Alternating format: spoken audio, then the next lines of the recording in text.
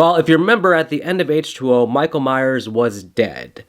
Except he wasn't dead. Well, not Michael Myers, some random paramedic was dead because apparently Michael had killed some paramedics, switched costumes with them, and the person who Laurie chopped the head off of at the end of H2O was not Michael. It was in fact a paramedic. A lot of people thought that this was a retcon by Resurrection, but no, actually, Mustafa Akkad, creator of, or who was in charge of the Halloween franchise at that time, he had an edict of you can't kill Michael Myers. So even though Jamie Lee Curtis signed on to H2O to do just that, she was told during production that you can't kill Michael. So what do you do? Because she's here to kill Michael. How do you not kill him? Well, the compromise they came up with was that the audience will think that they killed Michael, but secretly they know that, or at least Mustafa Akkad knows that it wasn't Michael, it was a paramedic. And later on, in the next sequel, that'll be a way to bring Michael back. But Jamie Lee Curtis was on board as long as during H2O, nothing came out about that not being Michael. As long as the audience was led to believe that she did kill Michael, she was satisfied with that.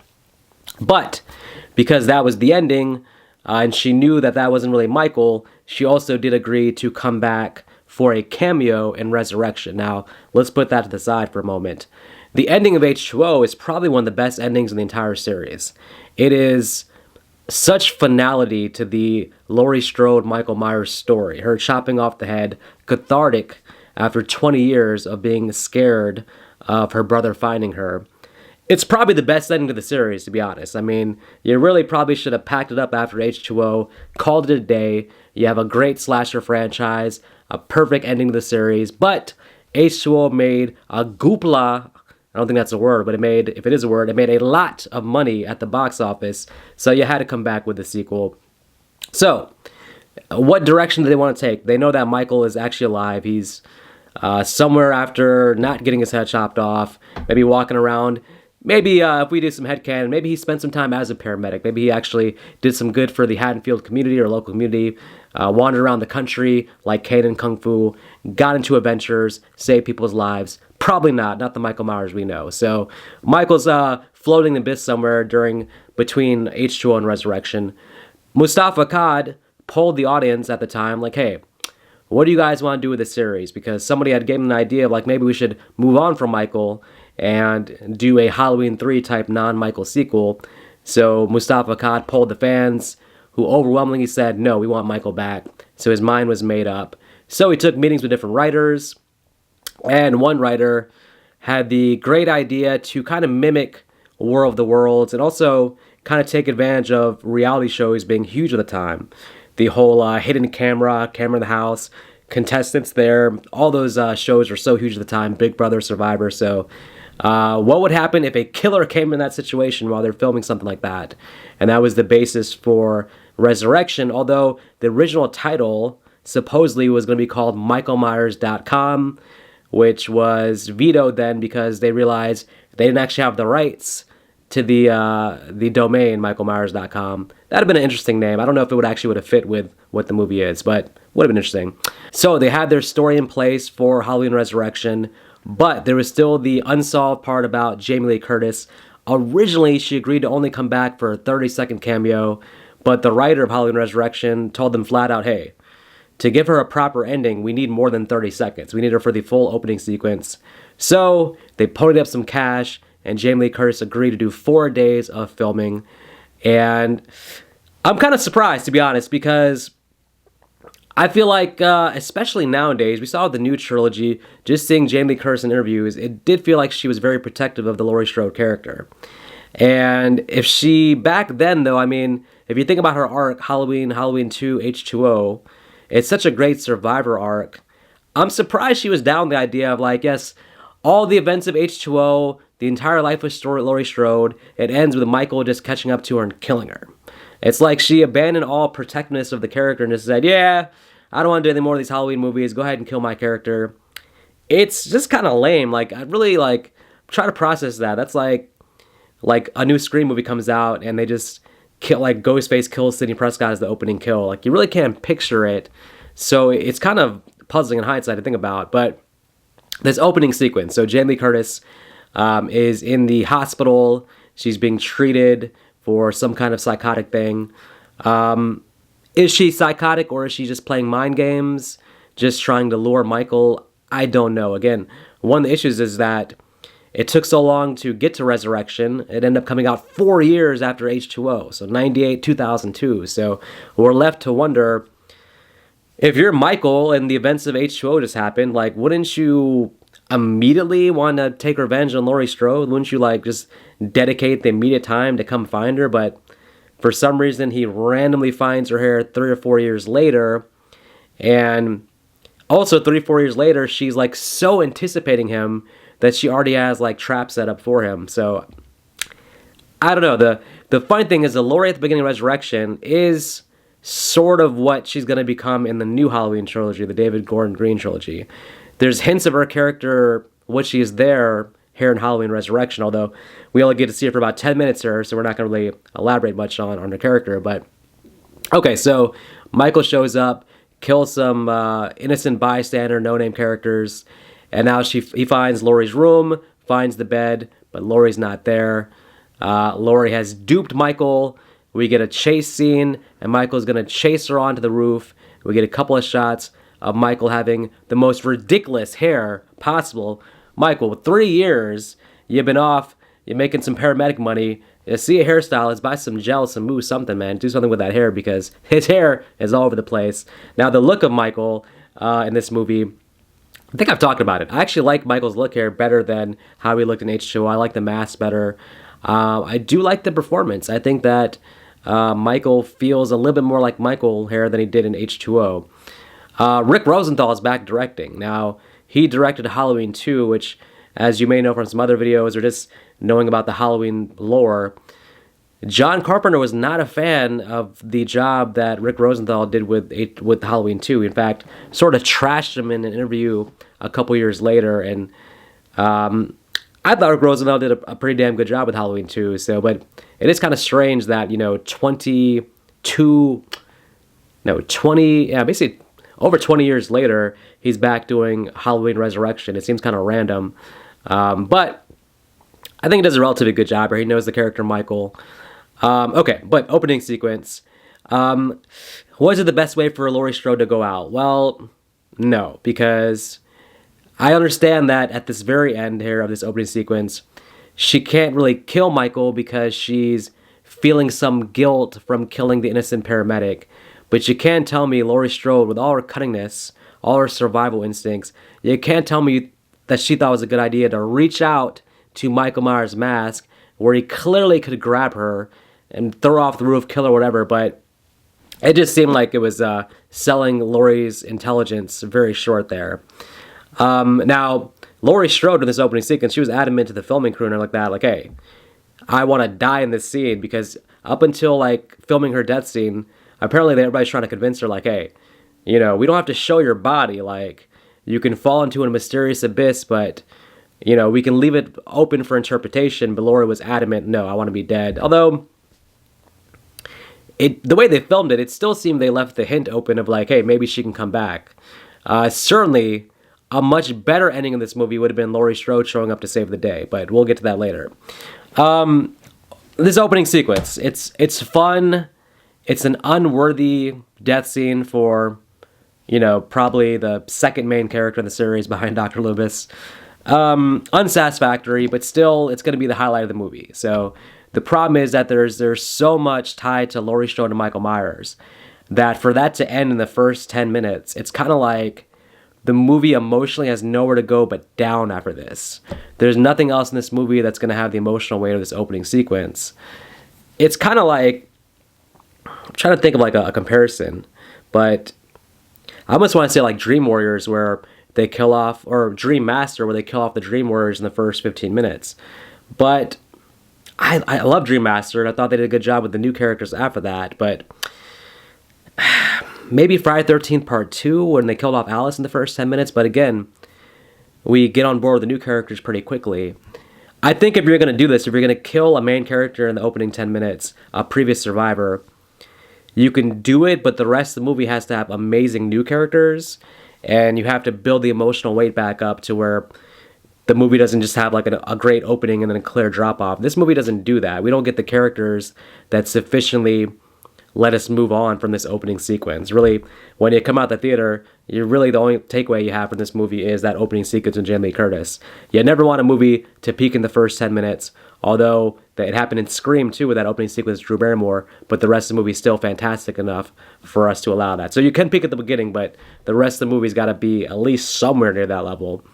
Okay, so with Michael having killed Laurie Strode, one interesting thing is that there's no plan for him to go after Laurie's son, John. Remember Josh Hartnett from H2O? If Michael's all about killing his bloodline, don't you think his next mission would be to kill John? But Josh Hartnett, of course, had went on to bigger and better things. He probably was just coming off Pearl Harbor at the time when this movie came out, so they weren't going to get him back. I don't think they wanted to recast the role. So Laurie's son, John, just kind of disappears into the ether, never to be heard from again. So Michael basically at this point is just thinking, hey, I'm going to go back to my house and chill and retire. I'm going to, find a local donut shop that I like a lot every Tuesday, maybe go to IHOP, get the senior citizens discount.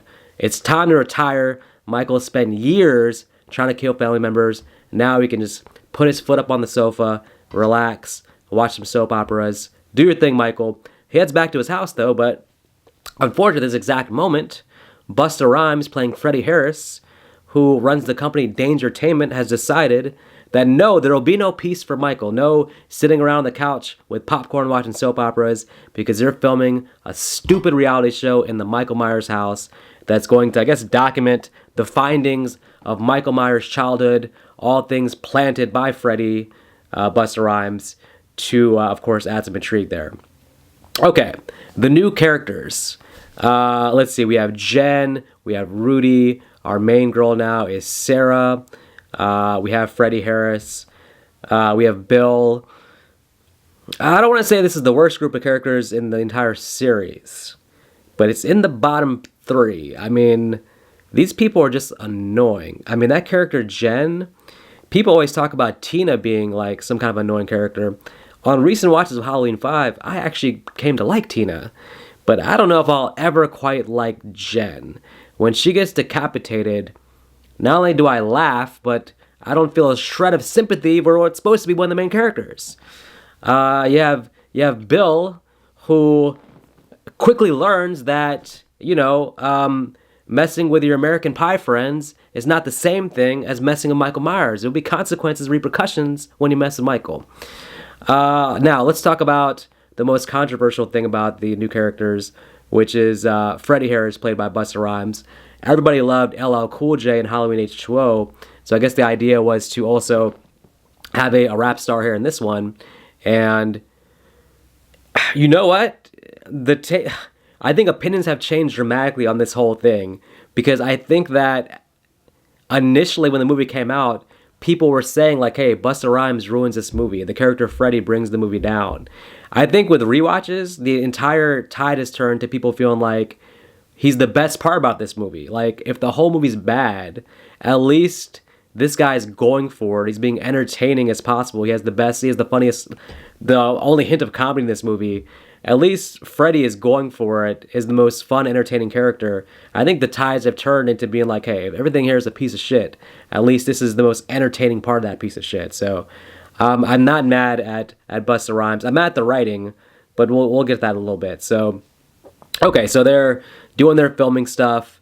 Michael shows up at the house. He kills some no-name guy early on.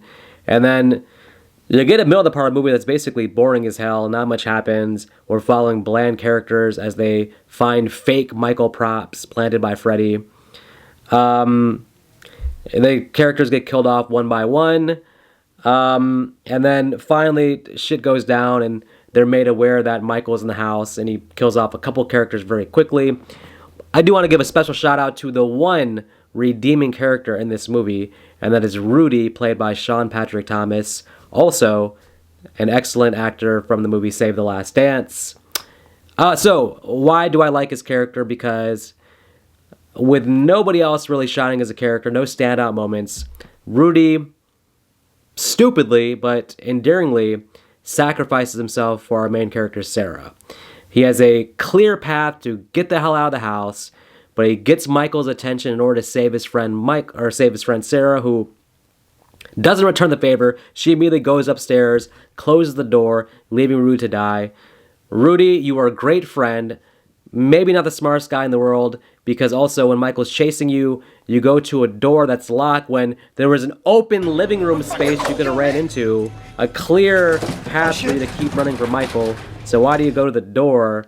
That just was a silly thing, but okay. Let's talk about one other subplot about this movie that I think has to be mentioned. Sarah's communicating with a guy named Deckard, who is this high school kid who's at a party, who has, I guess, been a pen pal with Sarah. So they have an interesting dynamic where they're texting back and forth. Deckard's watching all this play out, so at a certain point he's able to tell her like where Michael's at. So it's kind of a fun dynamic. But the movie never pays off this subplot. We don't get an ending that kind of justifies the purpose of this. Like, we need Deckard there at the ending. We need them to meet in person. Otherwise, this subplot, which could have had some emotional weight, has no emotional weight, ends up being completely purposeless with no payoff. Now, I did read an interview in the great book Taking Shape, which documents pretty much the entire Halloween franchise. The writer actually did write an ending that made way more sense. So let's talk about the ending for a moment, because obviously what people hate about this movie mostly is that Busta Rhymes beats the hell out of Michael Myers, kicks the crap out of him. I've called it one of the most embarrassing moments in the franchise. It was probably the most embarrassing moment for Michael until a young kid named Corey came along and beat the hell out of Michael in a sewer and took his mask, bullied him completely. So this is no longer the most embarrassing moment for Michael, but Freddy tapping on Michael's head, telling him to get the hell out of here, and Michael just walking off. Michael watching Freddy make his kung fu noises before kicking the crap out of him. I can see why people don't like this ending, because even though Busta Rhymes is doing a great comedic relief, that kind of character is not supposed to be your main character who's then fighting Michael. It just seems out of place. Clearly, there was a better path here where you could have killed off Busta Rhymes and had Rudy, an actual solid friend and a redeeming character, be the one to take out Michael. That would have been way more interesting. He deserved that final place. But originally, Busta Rhymes was going to die. So he was originally written to die. And the ending originally, actually filmed an original ending where Sarah basically electrocutes Michael, and it's more of a duel between him and her. But on the first cut, the movie did not go over well with the studios. They did some test screenings for audiences to give some feedback. The feedback came in loud and clear. We want more Freddy. We need more Busta Rhymes. So when they went to do reshoots, they added a lot more of Busta Rhymes in the movie, including this ending where Sarah basically becomes, a sidekick. She has no real involvement in the end here. This becomes all about Freddy versus Michael. So we built up a Jamie Lee Curtis-like main character in Sarah, and she doesn't get to really be involved in the taking down of Michael. It just seems pretty out of place. But the original scripted ending would be Sarah in the garage with Michael burning down, but Deckard shows up and Deckard saves the day, and then Deckard tells her, hey, I'm Deckard, because they've never met in person, so now they actually have this probably fun romantic moment that hints at maybe a potential for something in the future. But that would have been an amazing payoff for the Deckard-Sarah dynamic, but alas, that was only written, not filmed. Instead, we get Freddy being Bruce Lee and taking out Michael. Okay, so all that said, is this movie terrible or is it underrated? Well, it's more terrible than underrated, but I have to say, the movie at least is not boring. There's one or two entries in the series that I would say are boring, and this doesn't break the cardinal sin of don't be anything except boring. It's kind of my motto sometimes in movies. At least be entertaining. You can watch Halloween Resurrection and you can have a chuckle. You're not gonna like the characters. You're not gonna have any emotional investment in our new main character, Sarah. If we're ranking the Halloween protagonist, then Sarah's coming nowhere close to a Rachel Carruthers or a Jamie Lloyd. Definitely not anywhere near a Laurie Strode or a Dr. Loomis. She's ranking at the bottom of the barrel of all the Halloween protagonists. And yeah, the movie just feels kind of purposeless because, yes, in Halloween 2018, we restored the whole idea of that Michael has no motive. He's not after anybody in particular. There's no family business going on here. That's Michael in this movie. He comes home, people are in his house, he's killing random people. But it just feels kind of purposeless, and I do understand why they didn't make a sequel to Halloween Resurrection. It kind of did kill the series for a while. I don't think, despite what people think, I don't know if everybody wants to actually see Michael randomly stalk random teens. Maybe it could work, but I don't know. But, I mean, all that said, maybe this could have been better with better characters, more scares. The movie just kind of falls flat on a lot of different things. So I guess I fall somewhere in the middle. I don't think it's as bad as a lot of people say. It's not the worst movie ever, but it's certainly not underrated because the movie, like, there's a reason why I didn't buy it on 4K. I have most of them. I even have Halloween 5 on 4K, which rewatching that in 4K made me actually appreciate the movie more. I don't think watching Halloween Resurrection in 4K would make me suddenly have a great love for it. It's a flawed movie, and I think we all know that it's a disappointing follow-up to H2O. A lot of people actually choose to pretend that the storyline just ends at H2O, and that's absolutely perfectly fine if you go that path. So, anyways, those are my thoughts on Halloween Resurrection. If you guys have any thoughts on the movie in the comments, please let me know. And until next time, you guys take care.